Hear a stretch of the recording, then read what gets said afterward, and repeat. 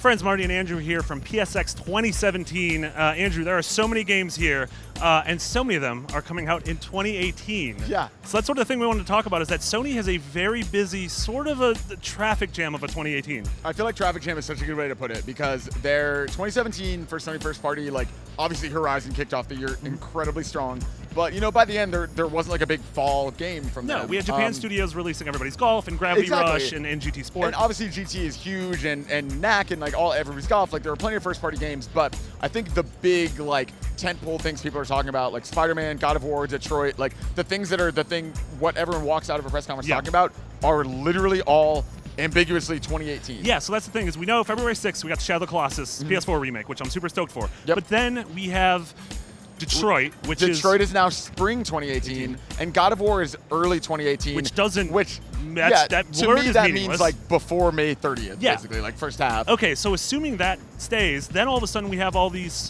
2018 games like Days Gone, SpiderMan, and like SpiderMan, and like Concrete Genie, and it's like, all right, what, like Sony, I'm sure internally has sort of a vision in mind for when these games are going to come out, but they haven't really communicated that to us. And that's the thing, like, so Dreams, again, said 2018 last night, and they get to this point, like, I admire that Sean Layden was talking on the opening night thing last night, that they don't want to say a date and then just delay it. Like, they want announcing a date to mean something, and I really respect that, because The Last Guardian is a great example of something that, like, was obviously announced far too early. So, like, on that hand, I get it.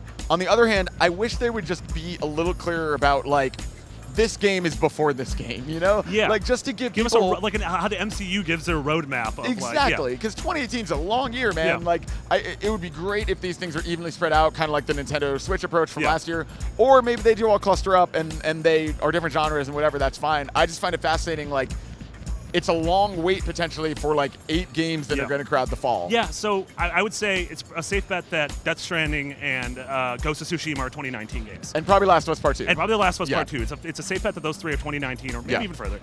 So do you think the rest of these games actually come out in 2018? Do you think Spider-Man and Days Gone and Dreams all ship in 2018? I definitely think Dreams will. I 100% think that will, because that's really far along. They've shown a lot of stuff.